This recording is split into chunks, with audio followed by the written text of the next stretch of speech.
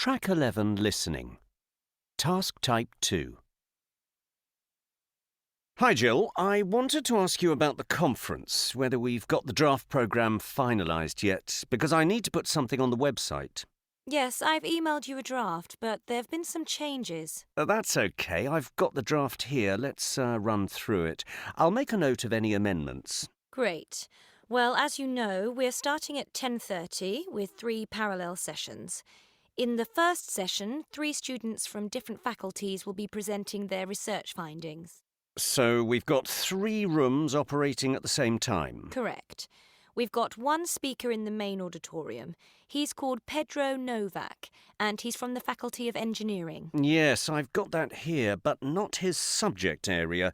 Is it mechanical engineering or electrical engineering? Neither, actually. He's a structural engineer, and that's what his presentation's going to be about. OK, then there are 2 more rooms with speakers at 10:30. That's right. We've got the green room, and that's the law faculty. But there we've got a change of speaker. The topic is still copyright law, but instead of Tom Wilson, we've now got Grace Njuma. Right, how do you spell that? Grace, Grace, then Njuma, that's Ndjuma. Thanks, I've got that now. And the third speaker at 10:30 will be Maria Bruni, who's talking about international banking. Yeah, that's unchanged, but I don't have a note of the room for that. Are we still using the library? No, we thought it wouldn't be big enough in the end. We were offered either the red room or the yellow room. The red one's slightly bigger, so we've gone for that one, even if the yellow one would have been closer to the main auditorium. I see. Then after lunch? We start again at 2, with 3 more parallel sessions. We've got Alex LaRusso in the main auditorium. He's from the Life Sciences faculty. I wasn't sure whether he was doing marine biology or not, so I left that blank, but he is apparently. OK, I'll put that in then. And we've got Kathy Lynn in the green room. That's Lynn, Lin. Yes, I've got that, but no subject.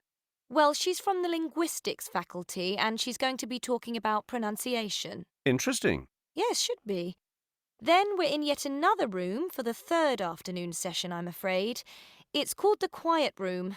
Not ideal, but apart from the canteen, it was all they had available.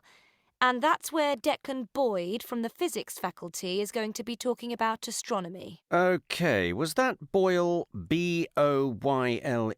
No, Boyd.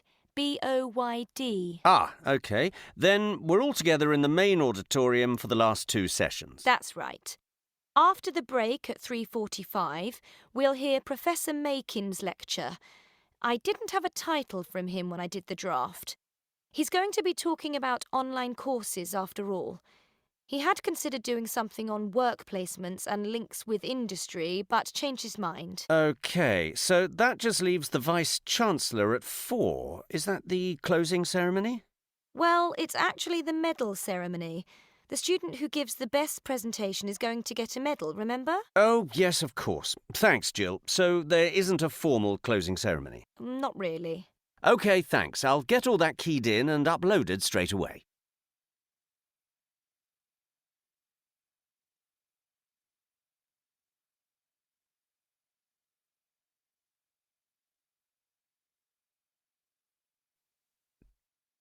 Track 8. Hello, everyone.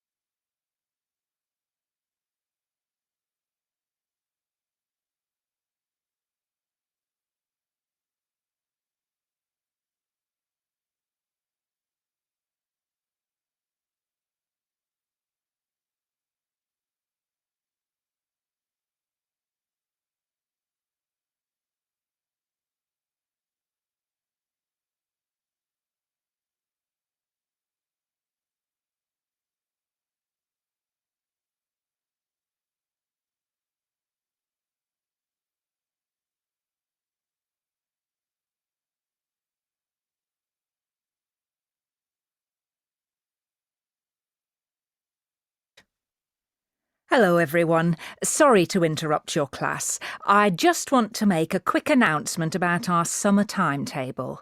Shimmer's Dance School will be offering new classes this spring due to strong demand. Angela Stevenson will be back this term running the ballet class. This class will be on Tuesdays, and instead of the normal hour from 6:30 to 7:30, we'll be running the class for an hour and a half, so it'll continue until 8 o'clock. This means we have to charge higher fees, but only slightly higher, from £8.50 to £10.50. That's only £2 for the extra half hour. Next, Janine Davis will still be teaching the tango classes. Instead of being on Mondays, these classes will be on Wednesday nights from 7 o'clock to 8 o'clock.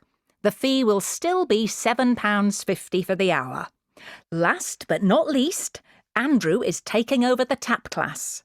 This class is for early risers, as it starts at 8:30 on Saturday morning and finishes at 10. We expect this class to be very popular, as tap is a great way to get fit while learning new dancing skills. This will cost £11. All the other classes remain the same as the winter timetable. We hope there's something for all of you at Shimmer's.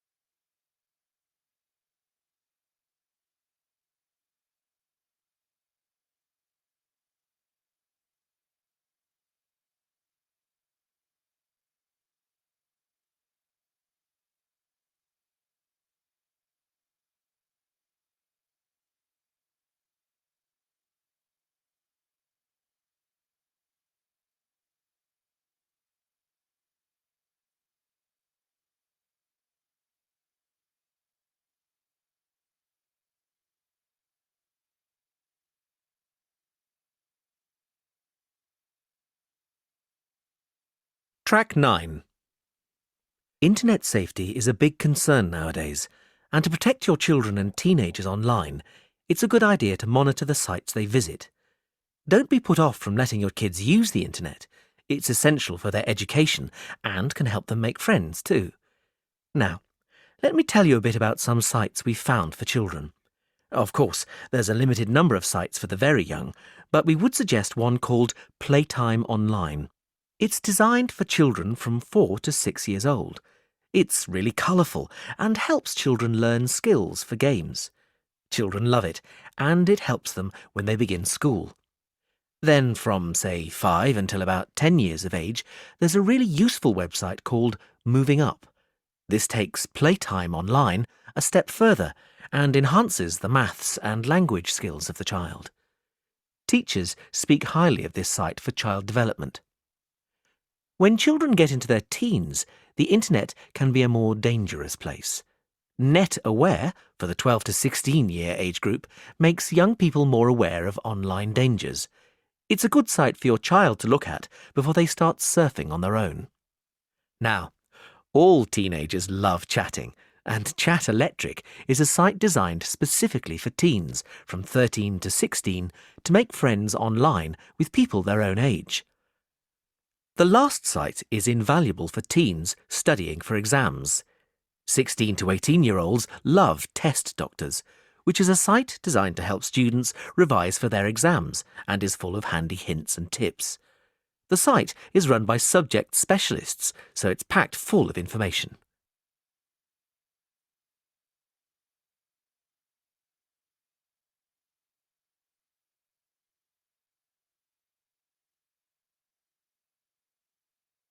Track 9.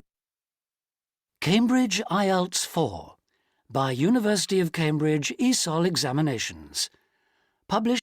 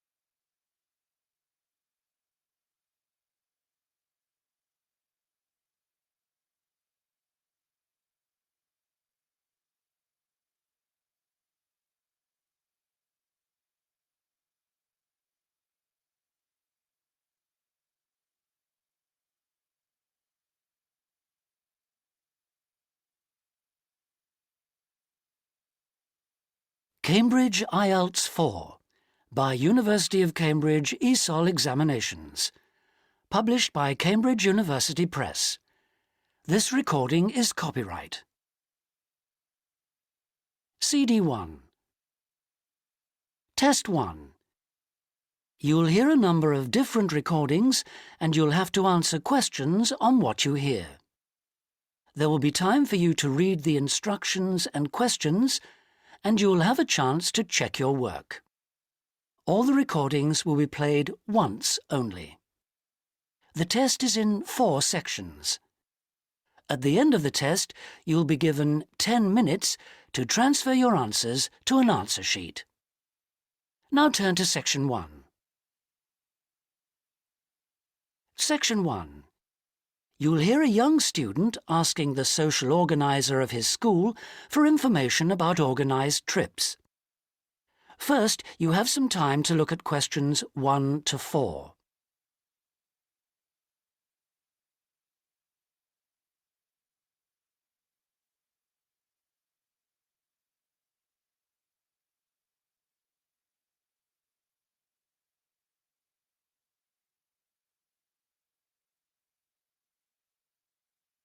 You'll see that there is an example which has been done for you. On this occasion only, the conversation relating to this will be played first. Good morning. Good morning. How can I help you? I understand that the school organises trips to different... Yes, we run 5 every month. 3 during weekends and 2 Wednesday afternoon trips.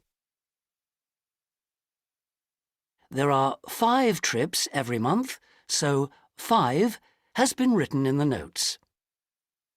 Now we shall begin. You should answer the questions as you listen because you will not hear the recording a second time. Listen carefully and answer questions 1 to 4. Good morning. Good morning. How can I help you? I understand that the school organises trips to different... Yes, we run 5 every month.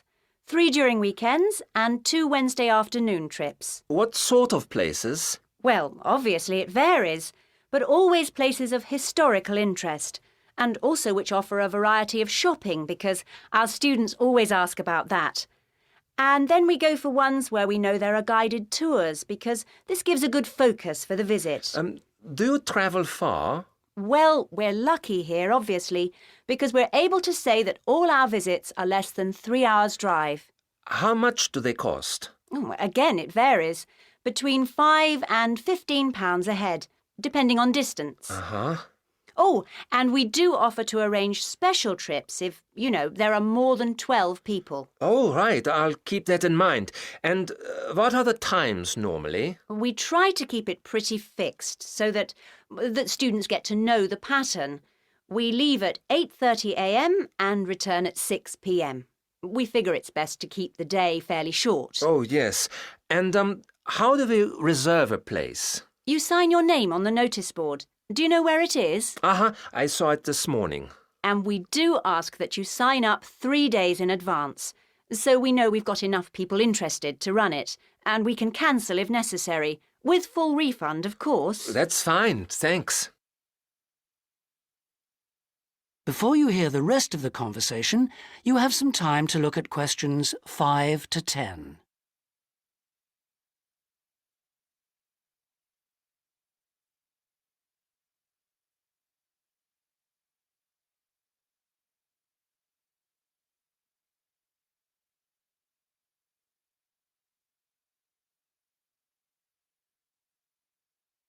Now listen and answer questions 5 to 10.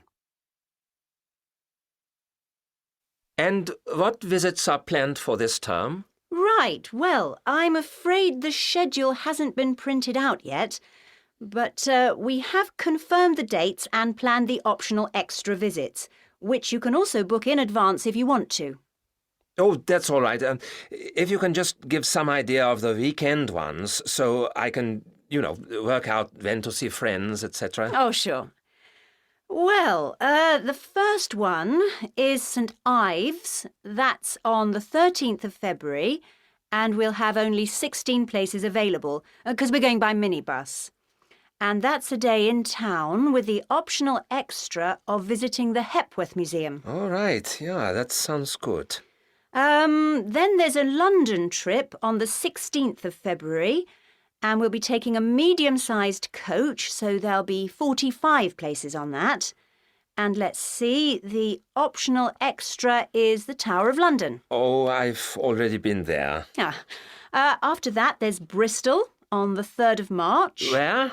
Bristol, Bristol. Okay. That's in a different minibus with 18 places available. Oh, and the optional extra is a visit to the SS Great Britain. Okay. We're going to Salisbury on the 18th of March, and that's always a popular one because the optional extra is Stonehenge. So we're taking the large coach with 50 seats. Oh, good. And then the last one is to Bath on the 23rd of March. Oh, yes. Is Bath the Roman city? Yes, that's right. And that's in the 16-seater minibus. And where's the optional visit? It's to the American Museum. Well worth a visit. Okay, well, that's great. Thanks for all that. My pleasure. Oh, by the way, if you want more information about any of the trips, have a look in the student newspaper. Okay. Or have a word with my assistant. Her name is Jane Yentob. That's Yentob. Right, I've got that. Thank you very much for all your help. You're very welcome. I hope you enjoy the trips. That is the end of section 1. You now have half a minute to check your answers.